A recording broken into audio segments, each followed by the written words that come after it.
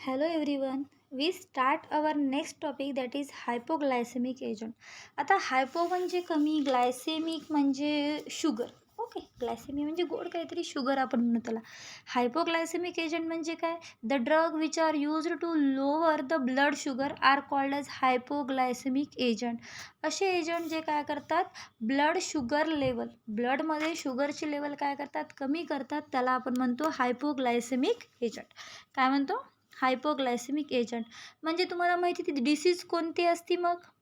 Diabetes mellitus. Okay, म्हणजे हायपोग्लायसेमिक एजंटचा आपण particularly use कशासाठी करतो? Diabetic mellitus. आणि जनरली त्याला आपण शुगर म्हणतो. शुगर आहे का, शुगर आहे का, शुगर आहे का. ओके, हे असं प्रत्येकाला आपण बघितले की मला शुगर आहे. ओके, डायबेटीज मेलिटस हा त्या डिसीजचं नाव आहे, पण प्रत्येकजण त्याला शुगर या नावानेच ओळखतं. बरोबर आहे, शुगर आहे का. तर आता डायबेटीज मेलिटस म्हणजे जनरल भाषेमधली शुगर ॲक्च्युली काय असते, ज्यामध्ये काय होते, शुगरची लेवल इन्क्रीज होते ब्लडमध्ये. तुम्हाला माहिती आहे, आपण रोज डेली भरपूर प्रमाणात शुगर खात असतो, कार्बोहायड्रेट खातो, आणि तुम्ही शिकलेला आहात की कार्बोहायड्रेटचं कन्व्हर्जन कशामध्ये होत असतं? शुगरमध्ये. ओके, आणि त्या शुगरला मेंटेन करायचं काम कोण करत असतं? इन्सुलिन. पण काय होतं, समजा आपल्या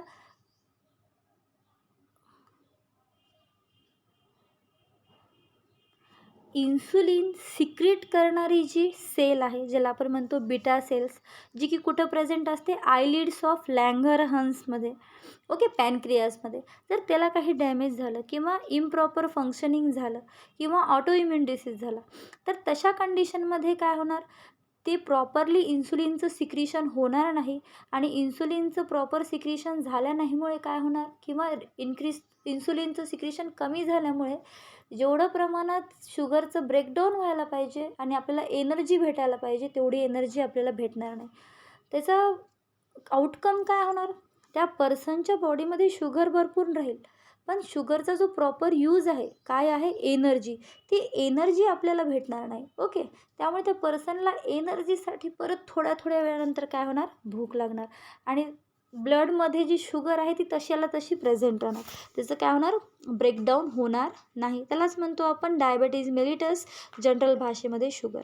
मग आता हायपोग्लायसेमिक एजंट काय करतं? हायपोग्लायसेमिक एजंट काय करतं? डायरेक्ट ते शुगरचं मेटाबॉलिझम करतं, शुगरचं कन्व्हर्जन करायचं काम करतं, किंवा शुगरचं प्रोडक्शन जास्त प्रमाणात होणार नाही यावर ते काळजी घेतं. आता एखाद्याला शुगर झाली हे कसं कळणार? कारण कसं कळणार? इन्सुलिनची डिफिशियन्सी झाल्यामुळे काय होणार? प्रॉपर ब्रेकडाऊन होणार नाही, आपल्याला वेगवेगळे सिम्पटम्स दिसायला लागतील. त्या म्हणजे ते कोणते असतील? ग्लायकोसोयुरिया, किटोनुरिया, म्हणजे सिम्पली आपण म्हणू युरिनमधून शुगर जाईल, त्या ठिकाणी मुंग्या लागलेल्या दिसतील. पॉलियुरिया, पॉलिडिप्सिया, खूप तहान लागन, खूप युरिनेशन होईल. हे त्याचे सिम्पली काय आहे? सिम्पटम्स. आता डायबेटीज मेलिटसचे टाईप्स काय आहेत बघू. There are 4 types of diabetes mellitus. First, insulin dependent diabetes mellitus. It is also called as juvenile. Juvenile means यूथमध्ये होणारा पर्टिक्युलर असा डायबिटीज जो यूथमध्ये होतो. Onset diabetes mellitus as it develops generally in the youth.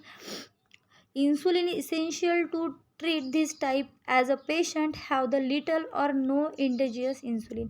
आता काही काही जणांना आपण असं म्हणतो हेरिडेटरी असेल तरीसुद्धा त्या पर्सनला डायबिटीज हा होऊ शकतो. कारण की आपण म्हणतो ना, तुझ्या आईला आहे का, बाबाला आहे का, मग तुला पण होऊ शकतो, असे चान्सेस असतात.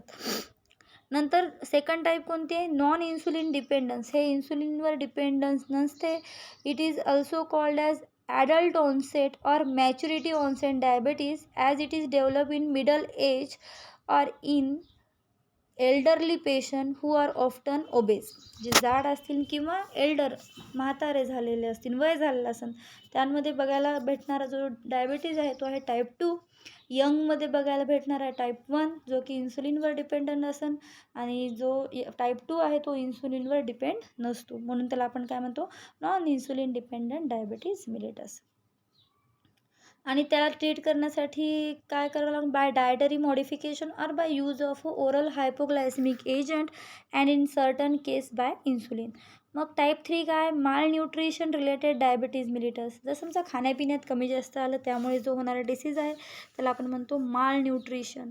ओके, किंवा उपासमारमुळे होणारा डिसीज डायबिटीज त्याला आपण म्हणतो माल न्यूट्रिशन रिलेटेड डायबिटीज मिलिटस. आणि लास्ट आहे type 4 that is secondary diabetes. It is due to the certain pancreatic disease or certain genetic symptoms or syndrome or may be drug induced. काय म्हणते, सेकंडरी डायबिटीज किंवा type 4 diabetes काय आहे, पॅनक्रियाटिकला समजा काही disease झाला किंवा जेनेटिक सिंड्रोमचा प्रॉब्लेम असेल जेणेकरून प्रॉपरली इन्सुलिन सिक्रीट होत नसेल तर त्याला काय म्हणतो आपण, सेकंडरी डायबिटीज और टाईप 4 डायबिटीज. आता बघू आपण की हे हायपोग्लायसेमिक एजंटचे क्लासिफिकेशन काय आहे. Hypoglycaemic agent are classified into 3 groups. First, hormones, त्याचं एक्झाम्पल आहे insulin and its preparation. Second, oral hypoglycaemic agent, त्यामध्ये परत 2 सब टाईप्स आहे, सल्फोनिल्युरिया. एक्झाम्पल आहे क्लोरप्रोपॅमाइड आणि टोलब्युटामाइड. हे फर्स्ट लाईन ड्रग आहेत आणि सेकंड लाईन ड्रग हे ग्लिबेनक्लॅमाइड. कोणता आहे, ग्लिबेनक्लॅमाइड. हा झाला सेकंड लाईन ड्रग. नेक्स्ट, बायग्वेनाइड्स, त्याचं एक्झाम्पल आहे फेनफॉर्मिन आणि मेटफॉर्मिन. आणि लास्ट आहे प्रॅन प्रोडक्ट, त्याचा आहे जिम्नेमा आणि गॉर्गम. हे झाले त्याचे क्लासिफिकेशन. रिपीट करू आपण. पहिला क्लास कोणता आहे, hormones. Example insulin and its preparation. Second, oral hypoglycaemic agent, त्यामध्ये परत 2 सब टाईप्स आहेत, एकतर सल्फोनिल्युरिया. एक्झाम्पल क्लोरप्रोपॅमाइड, टोलब्युटामाइड. हे 2 कसे आहेत, फर्स्ट लाईन. सेकंड लाईन कोणते आहे, ग्लिबेनक्लॅमाइड. आणि सेकंड कोणता आहे, बायग्वेनाइड. त्याचं example phenformin and metformin. Next आहे थर्ड क्लास, म्हणजे थर्ड क्लास कोणता आहे, प्लॅन प्रोडक्ट. एक्झाम्पल आहे गॉर्गम and gymnema also used as a hypoglycemic agent. आता बघू आपण त्याचं पहिला क्लास म्हणजेच insulin and its preparation, that is hormone. काय म्हणते बघा बरं, it is a hormone produced by the beta cells of. Insulin काय आहे, it is a hormone produced by the beta cells of islets of Langerhans of pancreas. It is a polypeptide. कसा आहे, polypeptide म्हणजे त्याच्यामध्ये number of peptide linkage असतात amino ॲसिडमध्ये. तर total किती अमायनो ॲसिड असतात, 51 amino acid, containing 51 amino acid arranged in the 2 chain. हे 51 अमायनो ॲसिड कसे अरेंज झालेले आहेत, 2 चेनमध्ये, नेमली ए अँड बी. ए चेनमध्ये कोणते असतात, 21 अमायनो ॲसिड असतात आणि बी चेनमध्ये 30 अमायनो ॲसिड असतात. आणि ह्या दोघांचं कलेक्शन झाल्यावर काय तयार होते, 51 amino acid. These 2 chains are connected by 2 disulfide bridge. Okay, त्या 2 चेनला कनेक्ट करायचं काम कोण करत असतं, डायसल्फाईड ब्रिज म्हणजेच SS ब्रिज. सोर्सेस इन्सुलिन आपण कुठून घेऊ शकतो, pancreas of pig or ox. कशाच्या पॅनक्रियाजपासून, पीक किंवा ऑक्सच्या पॅनक्रियाजपासून आपल्याला इन्सुलिन भेटू शकते. बघा, porcine insulin differ from human insulin in only 1 amino acid in the beta chain. Bovine insulin, porcine means पीकचं इन्सुलिन जे आहे ते ह्युमनच्या इन्सुलिनपेक्षा फक्त एका अमायनो बीटा चेनमध्ये जे 1 अमायनो चेनचा डिफरन्स आहे त्याने डिफर होतं. आणि ऑक्सचं म्हणजे बोविन इन्सुलिन जे आहे ते ह्युमन इन्सुलिनपेक्षा 2 अमायनो ॲसिडनी डिफर होतं, एकतर ए चेनमध्ये आणि एक कोणत्या, बी चेनमधला.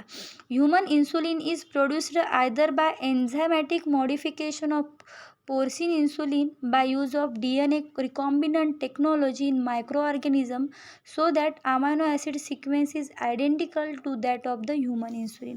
काय म्हणते, आता ह्या दोघांमध्ये थोडा चेंज आहे, ते थोडा चेंज कवर करून त्याला कशाच्या सिक्वेन्ससारखं आणायचं आहे, ह्युमन इन्सुलिनच्या सिक्वेन्ससारखं. ह्युमन इन्सुलिनमध्ये जे काही अमायनो ॲसिडचा सिक्वेन्स आहे तशा सिक्वेन्समध्ये ह्याला करायचं, कशाच्या, बोविन किंवा पोर्सिनच्या इन्सुलिन म्हणजेच ऑक्स किंवा पीकच्या. आता ही प्रोसेस कशी होणार, by the use of recombinant DNA technology. कोणत्या टेक्नॉलॉजीचा यूज करून, रिकॉम्बिनंट DNA टेक्नॉलॉजी. आता बघू आपण याच्या प्रॉपर्टीज काय आहेत. कलर कसा राहणार, व्हाईट कलर राहणार, पावडर नेचर. ओके, नेक्स्ट काय म्हणते, सोल्युबिलिटी कशी असणार, soluble in water, it dissolve in dilute solution of mineral acid, it is also soluble in alkali hydroxide in which it is hydrolyse, it is inactivated by proteolytic enzyme. काय म्हणते, प्रोटिओलायटिक enzyme त्याला जास्त heat केलं, प्रोटिओलायटिक एन्झाईमच्या प्रेझेन्समध्ये काय होतं ते inactive. आता ह्याचा मेन पॉईंट जो आहे तो आहे त्याचा स्टॅबिलिटी अँड स्टोरेज. काय आहे, स्टॅबिलिटी अँड स्टोरेज. काय म्हणते बघा बरं त्याची stability, it is sensitive to heat and light and hence it is store in well closed container and a temperature below 8 degree Celsius. काय म्हणते, सेन्सिटिव्ह, हीट सेन्सिटिव्ह आहे, हीट अँड लाईट सेन्सिटिव्ह असल्यामुळे त्याला कसं करावं लागणार, कूल प्लेसमध्ये ठेवावं लागणार, temperature below the 8 degree Celsius. फक्त एवढी काळजी घ्यायची की त्याला फ्रीज होऊ द्यायचं नाही. Insulin injection is store in multidose container. कशामध्ये स्टोअर करायचं, मल्टीडोज कंटेनरमध्ये स्टोअर करायचं at a temperature between 0 to 8 degree Celsius. Temperature कसं राहणार, 0 to 8 डिग्री सेल्सिअस.